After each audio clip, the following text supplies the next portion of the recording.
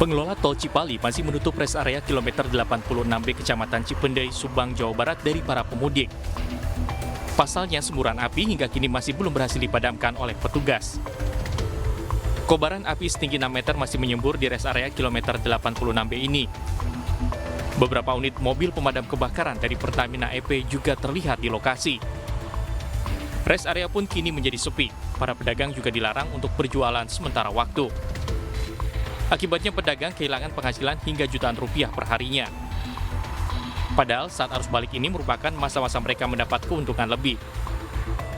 Salah satu pedagang makanan dan minuman ringan mengaku harus kehilangan omset 5 hingga 6 juta rupiah per harinya. Ia kini terpaksa akan pulang kampung karena dilarang berjualan. Nggak jualan. Kenapa, Pak? Beres-beres barang aja yang ketinggalan, yang belum sempat diangkat kemarin. Karena kemarin instruksinya kan area ini harus dikosongkan, nggak boleh ada yang mondar-mandir selain petugas. Jadi nggak ada penghasilan ya, Pak? Ya hari ini ya kosong. Padahal lagi rame-rame ya, Pak? Ya ini sebenarnya harus balik. Yang biasanya rame, seminggu setelah Lebaran itu masih rame biasanya.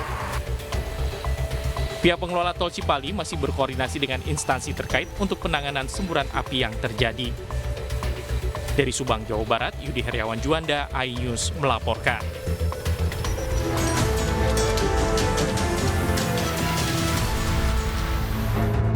Selamat sore pemirsa, kita berjumpa di iNewsroom, ruang memperdalam informasi yang aktual dan komprehensif. Saya Stefani Patricia.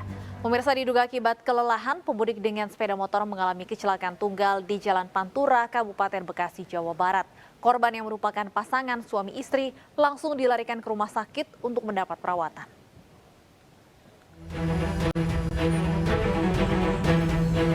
Pasangan suami istri, pemudik asal Semarang, Jawa Tengah yang akan kembali ke Jakarta mengalami kecelakaan tunggal di Jalan Arteri Pantura, Kabupaten Bekasi, Jawa Barat, Kamis dini hari. Kecelakaan diduga akibat pengendara kelelahan dan mengantuk. Korban mengaku terkejut saat ada sepeda motor yang menyeberang jalur sehingga hilang kendali dan menabrak trotoar. Sang istri yang duduk di kursi penumpang mengalami luka cukup serius di bagian wajah dan kaki hingga tak sadarkan diri akibat terbentur trotoar. Bapak dari arah sana kencang? Ya standar lah. Yang motor depannya itu kan dia mundur. Jadi dia saya nggak bisa ngimbangi gitu. Sempat ini juga tadi Pak, ibu terpental atau gimana? Ibu? Ya, Korban langsung dibawa ke RSUD Kabupaten Bekasi untuk mendapatkan perawatan.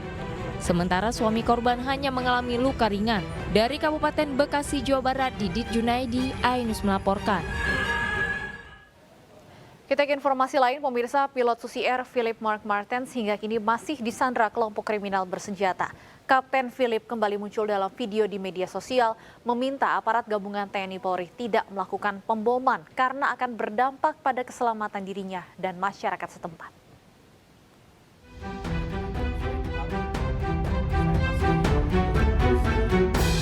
Dalam video berdurasi 1 menit 38 detik yang tersebar di media sosial, pilot Susi Air Philip Mark Martens menjelaskan terkait kondisi dirinya selama disandra kelompok kriminal bersenjata KKB. Selain itu, Philip Mark Martens meminta kepada aparat gabungan TNI Polri untuk tidak melakukan pengeboman karena akan berdampak pada keselamatan dirinya dan masyarakat setempat. Kasatgas Humas Damai Kartens, Kombes Pol Doni Charles Go, mengatakan masih menyelidiki kebenaran video tersebut dan membantah TNI Polri menggunakan bom dalam upaya penegakan hukum terhadap KKB. Kami masih mendalami baik itu kebenaran maupun keaslian video yang sudah terupload di media sosial. Terlepas dari kebenaran atau keaslian itu, ada informasi penting yang bisa kita ambil, yaitu bahwa kondisi pilot Susi Air dalam keadaan sehat dan hidup. Kemudian untuk permintaan tidak melakukan pengeboman yang dilakukan oleh TNI dan Polri, dapat kami pastikan bahwa itu adalah propaganda yang sengaja disampaikan untuk menyudutkan TNI dan Polri. Diketahui sebelumnya, video viral Kapten Philip menyampaikan kondisi terkininya seusai disandra kelompok kriminal bersenjata selama 3 bulan. Dari Jayapura, Freddy Nuboba, iNews melaporkan. Petugas gabungan Direktorat Reserse Kriminal Umum Polda Sumatera Utara olah dan buat sketsa tempat kejadian perkara penganiayaan oleh anak AKBP Akhirudin Hasibuan terhadap korban Ken Admiral. Polisi juga mencari barang bukti berupa rekaman CCTV yang disebut telah rusak beberapa bulan lalu sebelum kejadian.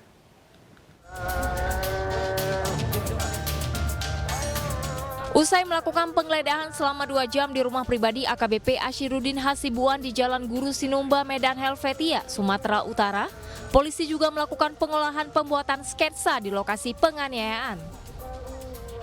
Sejumlah lokasi yang merupakan tempat kejadian perkara saat anak AKBP Akhirudin Hasibuan yaitu Aditya menganiaya korban Ken Admiral kini telah ditandai oleh tim Inafis Polrestabes Medan. Sejumlah barang bukti berupa rekaman CCTV telah diamankan polisi, namun polisi hanya menemukan decoder CCTV. Saat diperiksa, penghuni rumah mengaku CCTV sudah rusak beberapa bulan lalu sebelum kejadian penganiayaan terjadi. Tim Inafis juga akan melakukan pengecekan uji secara laboratorium forensik. Tadi kita sudah geledah CCTV daripada rumah AKBP AH dan saat ini kita hanya temukan receiver ataupun decoder dari CCTV. Tetapi menurut keterangan daripada pemilik rumah, decoder tersebut sudah lama mati. Tetapi akan kita cek uji secara laboratorium forensik. Secara umum gabungan kita fokus kepada penyidikan tindak pidana yang berlaku saat ini, yaitu 351 dan indikasi 170 KUH pidana. Secara umum, tim gabungan fokus kepada penyidikan tindak pidana yang berlaku saat ini, yaitu pasal 351 terkait penganiayaan dan indikasi pasal 170 KUHP. Polisi juga akan menggali keterangan lebih lanjut dari pihak yang ada di dalam video penganiayaan tersebut. Dari Medan, Sumatera Utara, Ahmad Ridwan Sution, iNews melaporkan. Sementara itu, pemirsa, ibu korban penganiayaan oleh anak perwira polisi di Medan, Sumatera Utara berharap meski berstatus perwira polisi, semua yang bertanggung jawab atas penganiayaan anaknya bisa diadili. Ibu korban penganiayaan, Elvi, berterima kasih kepada Kapolda Sumatera Utara yang telah mengambil alih perkara penganiayaan anaknya, Ken Admiral. Ibu korban berharap meski ayah pelaku adalah perwira di Polda Sumatera Utara, namun semua pelaku dapat diadili sesuai hukum yang berlaku, tidak hanya dijatuhi sanksi etik. Pasalnya menurut Elvi, AKBP Akhirudin membiarkan anaknya, Aditya Hasibuan, menganiaya putranya. Orang tua pelaku bahkan memberikan arahan kepada anaknya saat menganiaya korban. Seharusnya sebagai anggota Polri, AKBP Akhirudin mencegah aksi penganiayaan karena melanggar hukum. Menurut saya masih kurang, Pak. Karena di situ seharusnya Pak Akhirudin bisa mencegah semua ini, Pak. Tapi di sini Pak Akhirudin mengajarkan anaknya jangan emosi deh. Kalau emosi kalah nanti. Nah, dia mengajarkan, menginstruksikan, walaupun bukan dengan tangan dia, tetapi dengan arahan dia, apa yang dia mau, anaknya melaksanakan. Saya rasa tidak cocok kali kalau cuma kode etik saja, Pak. Karena semuanya nggak akan terjadi kalau Pak Akhirudin itu punya hati yang manusiawi, Pak. Tanda itu cek.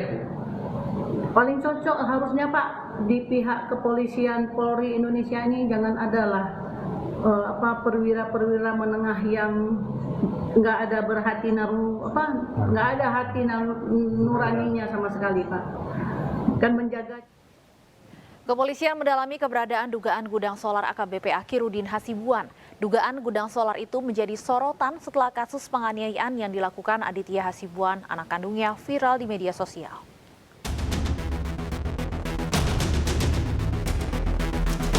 Subdit Tipiter di Treskrimsus Polda Sumatera Utara bersama dengan Pertamina Regional Sumbagut menggeledah gudang solar yang diduga milik AKBP Akhirudin Hasibuan di Jalan Guru Sinumba, Medan, Sumatera Utara, Kamis siang.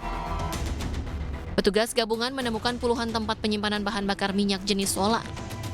Bahkan sejumlah tangki berukuran besar yang diperkirakan dapat menampung ribuan liter BBM ini juga dimodifikasi dengan mesin kompresor serta 1 unit mobil box yang sudah dimodifikasi. Sementara Humas Pertamina Regional Sumbagut, August Satria, mengatakan pihaknya masih menunggu hasil penyelidikan kepolisian. Jadi kami di sini untuk mendampingi, untuk ngecek lokasi di sini, itu aja. Temuannya gimana, Bang? Ya temuannya sudah Bang lihat kan ada beberapa tangki dan lain-lain. Itu aja. Baru ngeliat tangki yang itu aja tuh, yang di sebelah sini kan. Ada lambang Pertamina ya, Bang ya? Ya kalau lambang itu kan bisa di mana aja gitu ya di ini. Tapi kan yang jelas itu bukan dari Pertamina. Di Krimsus melakukan penggeledahan di lokasi yang berdasarkan informasi itu terdapat gudang yang di dalamnya berisi tangki-tangki yang BBM. AKBP Akhirudin Hasibuan diketahui kerap tampil bergaya hidup mewah dengan memamerkan Harley Davidson hingga Rubicon. Yang menjadi sorotan adalah apa yang dipamerkan ayah Aditya Hasibuan itu tak sesuai dengan jumlah kekayaannya yang dilaporkan dalam LHKPN. Tercatat AKBP Akhirudin Hasibuan hanya memiliki harta kekayaan sebesar Rp467.548.644 yang dilaporkan terakhir kali pada tahun 2021. Harta itu terdiri dari tanah seluas 566 meter persegi senilai Rp46.330.000, mobil seharga Rp370 juta, dan harta bergerak lainnya senilai Rp51.218.644. Kini AKBP Akhirudin Hasibuan telah dicopot dari jabatannya sebagai Kabak Bin Opsnal di Ditnarkoba Polda Sumatera Utara karena melanggar kode etik. Bahkan dia terancam didemosi hingga ditempatkan di tempat khusus. Tim Liputan iNews melaporkan. PDI Perjuangan apresiasi dukungan P3 terhadap Ganjar Pranowo sebagai Capres di Pilpres 2024. Ulasan selengkapnya kami hadirkan usai jeda.